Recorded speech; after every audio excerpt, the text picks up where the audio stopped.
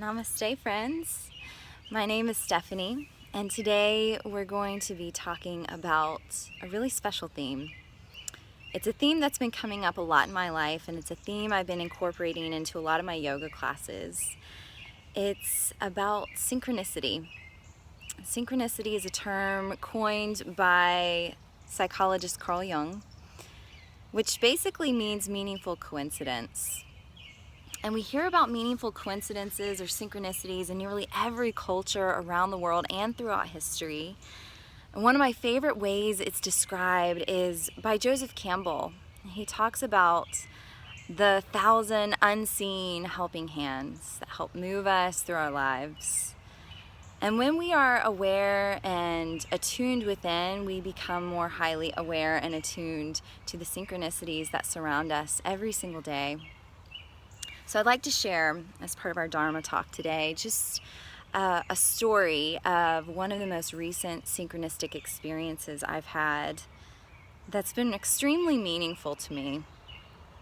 So about 7 years ago, I led my very first Growing from Grief yoga workshop. And there was a father and daughter who attended that workshop, and you could tell immediately they had a very special bond.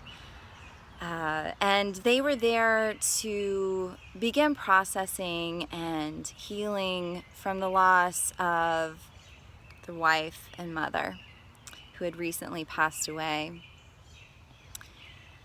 And I continued to work with them beyond that workshop and formed a very special bond with them. And then as life happens, our paths separated for just a little while, and I moved away and had children, and we did lose touch. And then about a little over a year ago, I found out that the young woman, the daughter who had attended that workshop, had passed away very unexpectedly. And I felt very, obviously heartbroken and just at a total loss for why these things happen. And I wanted to reach out to the father to extend my support and just to at least let him know I'd heard of the tragic loss. However, I too was in a very difficult grief healing journey of my own after the death of my daughter, who had passed away at this point a little over 2 years ago now. And I just was not in a place where I could be of emotional support and offer to him what I'd like to offer.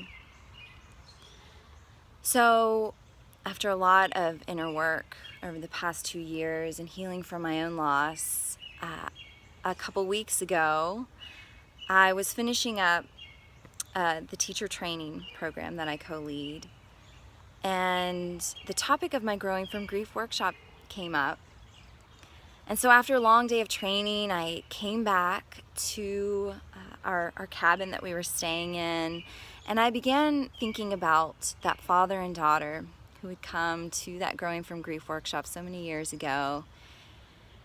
And I began to reflect on my own healing journey and how far I had come, and how my heart, after so many years, is finally beginning to feel whole and my soul feeling seasoned, and that finally, after so much time, I do have the words and I do have the medicine, if you will, to begin sharing my own story and connecting with others in a very deep, meaningful way, especially with this father. I thought, you know what, after this training ends, I'm going to finally reach out to him and begin to reconnect. So a little while after I had all these thoughts, I checked my email, and I don't know, maybe to my disbelief, to my own surprise, as I opened my email, there in my inbox was an email from this father who wanted to reconnect. And one of the very last lines of the email said something to the effect of, The healing work that we do transcends time and space. How true. And after I read that email, I could not help but think, wow, this is total synchronicity. I don't know any other word for it, really. And it just reminds me of how playful and how amazing this life is. So as I was reflecting on this email, I started to think about Ram Dass and a quote from his book, Be Loved Now.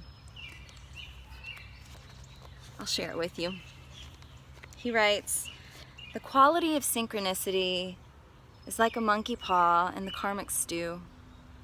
Everything fitting together in this inexplicably coincidental way. It's the manifestation of grace.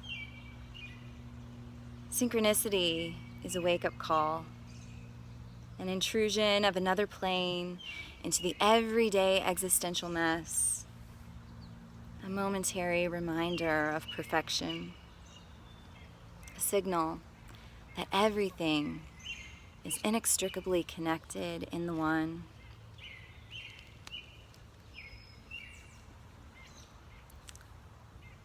So let's shift now into a meditation that's going to allow us to become more attuned within. And like I said earlier, when we are attuned within, it allows us to become even more sensitive to all the synchronicities that are alive in our lives every single day. Find a comfortable seat. There's no right or wrong way to sit, as long as you feel steady and secure.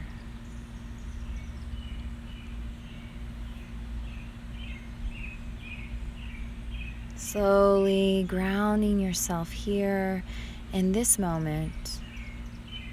Feel the earth beneath you.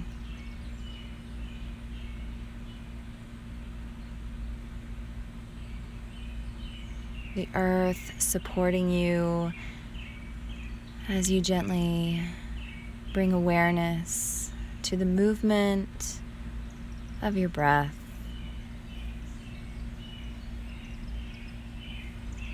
Breathing in and breathing out. Each breath a gentle invitation into the here and now.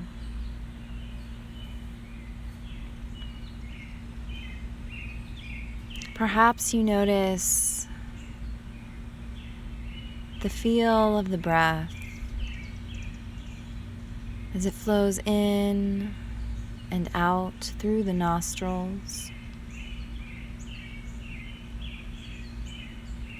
Maybe you feel the breath rising and falling from the chest and belly. Maybe you notice nothing at all. There's no right or wrong. This is a practice for listening deeply to the body, to the mind, and to the heart.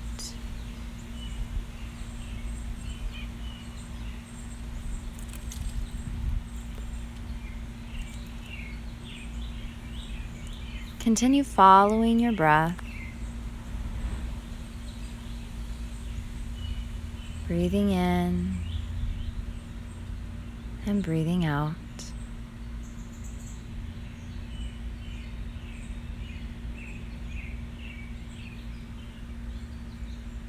Notice what it feels like to pause from your busy day to listen.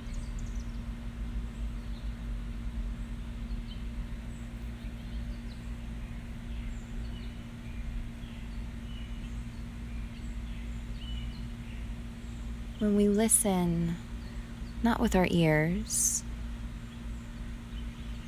but with the heart, listening from the core of our being, we have the opportunity to connect deeply with the synchronicity that surrounds us and supports us in each moment.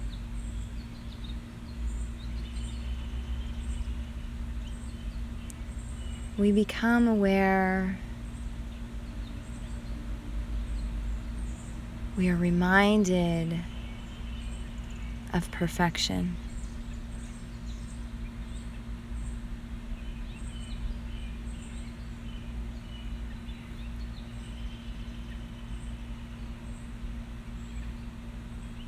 We remember that the universe is always giving out those signals that tell us we are eternally connected in the One.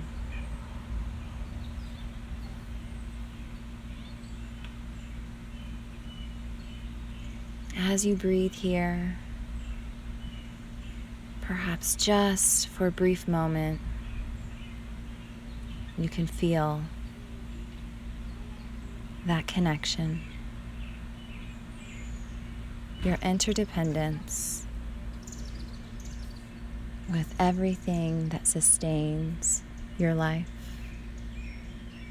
and the lives of others. Stay in this place as long as you like.